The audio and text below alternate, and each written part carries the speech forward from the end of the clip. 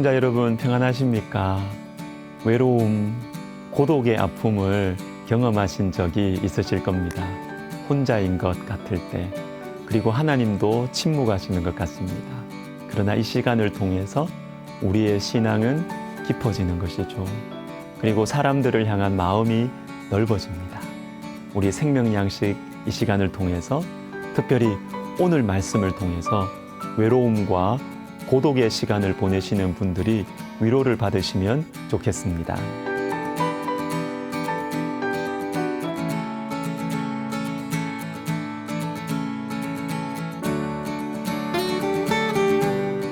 욥기 30장 29절을 읽어드리겠습니다. 나는 이리의 형제요 타조의 버시로구나. 욥이 자신의 처지를 말하는데 왜 이리와 타조가 나올까요? 우리 생각에 이리는 무서운 동물, 타조는 빨라요. 그런데 오늘 본문에서 이리와 타조를 말씀하시는 이유는 광야의 동물들이기 때문입니다. 광야의 동물들, 다시 말해서 아무것도 없는 광야에 사는 외로운 동물들이기 때문이에요. 오늘 욥은 내가 너무 힘들다, 내가 너무 외롭다, 고독하다라고 말하고 있습니다. 가족들은 떠났지요. 아내도 내 마음을 몰라주지요. 친구들로부터도 버림을 받았습니다. 그리고 20절을 보십시오. 내가 주께 부르짖으나 주께서 대답하지 아니하시오며 내가 섰사오나 주께서 나를 돌아보지 아니하시나이다. 하나님도 나를 버리신 것 같습니다. 너무 외로워요. 그런데 여러분, 하나님께서 외로운 시절을 허락하실 때가 있습니다. 우리를 인생의 광야로 인도하실 때가 있어요. 대표적인 인물이 요셉입니다. 어릴 때 아버지와 형들이 자신에게 절을 하는 꿈을 꾸게 하셨지요. 만약에, 그런데 여러분, 이 꿈을 꾸게 하셨으면 곧바로 애굽 총리가 되게 하시면 되지 않나요? 아니면 좋은 학교 보내셔서 총리에 걸맞는 교육을 시키시면 되잖아요. 그런데 하나님께서는 요셉을 인생 광야로 인도하십니다. 모세도 마찬가지입니다. 애굽의 왕자였는데 그 실력, 그 영향력으로 사용하지 않으시고 광야로 인도하십니다. 광야 40년을 통과한 후에야 사용하십니다. 왜 그럴까요? 왜 그럴까요? 누가복음 3장을 보겠습니다. 디베료 황제가 통치한 지 15해, 곧 본디어 빌라도가 유대 총독으로, 헤롯이 갈릴리의 분봉왕으로, 그 동생 빌립이 이두레와 드라고니 지방의 분봉왕으로, 루사니아가 아빌레네의 분봉왕으로, 안나스와 가야바가 대제사장으로 있을 때에 하나님의 말씀이 빈들에서 사가랴의 아들 요한에게 임한지라. 대단한 사람들이 많이 나왔습니다. 그죠?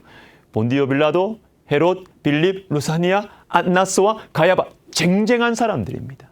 그런데 맨 마지막을 보세요. 하나님의 말씀이 빈들에서 사가랴의 아들 요한에게 임한지라. 세례 요한에게 하나님의 말씀이 임하는데 어디에서? 빈들에서 임하십니다. 빈들, 광야입니다. 광야를 허락하시는 이유는 하나님의 말씀을 받기 위해서입니다.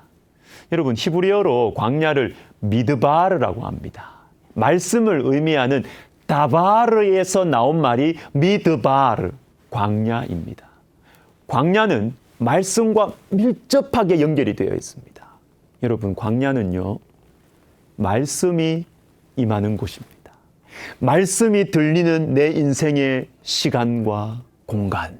그래서 우리의 영혼이 살아나는 곳, 비록 힘들지만 내 영혼이 살아나는 곳이 바로 광야 빈들입니다.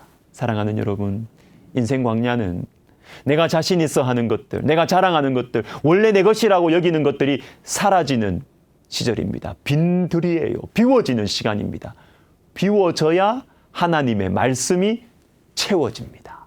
호세아 2장에도 광야가 나옵니다. 그러므로 보라, 내가 그를 다 일러 거친 들로 가서 말로 위로하고. 호세아 당시 하나님 백성들은 솔로몬 시대와 비슷할 정도로 부유하고 강했습니다. 그런데 하나님께서는 이렇게 편안하게 살고 있는 사람들을 거친 들로 데리고 가십니다. 광야죠, 광야. 거기에서 무엇을 하시는가 하면 말로 위로하고 말씀을 주십니다. 아니, 평안한 곳에서, 부족한 곳이 없는 곳에서 말씀하시면 안 됩니까? 여러분, 평안한 곳에 있을 때 하나님의 말씀이 잘 안 들려요. 우리가 들으려고 하지 않아요. 부유하고 강하고 바쁜 곳에서는 하나님의 말씀을 우리가 듣지 않는다는 것입니다. 그리고 이어지는 15절을 읽어드리겠습니다. 거기서 비로소 그의 포도원을 그에게 주고 아골 골짜기로 소망의 문을 삼아 주리니 그가 거기서 응대하기를 어렸을 때와 애굽 땅에서 올라오던 날과 같이 하리라. 마지막 부분을 먼저 보십시오. 애굽 땅에서 올라오던 날과 같이 하리라. 출애굽 사건이죠. 출애굽.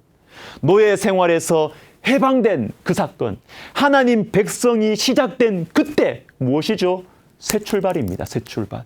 새로운 시작입니다. 그런데 이 새로운 출발, 새로운 시작이 어디에서 이것을 하시는가 하면 거기서, 거친 들에서, 인생 광야에서 우리 하나님은 새로운 출발을 우리에게 허락하신다라는 것입니다. 사랑하는 여러분, 인생 광야에 들어서면 망할 것 같아요. 그러나 그곳이 바로 출애굽의 현장입니다. 그곳이 바로 홍해가 갈라지는 곳이에요. 광야는 새로운 출발입니다. 광야를 지나며 라는 찬양이 있습니다. 왜 나를 깊은 어둠 속에 홀로 두시는지, 나를 고독하게, 나를 낮아지게, 세상 어디도 기댈 곳이 없게 하셨네. 광야에 서 있네.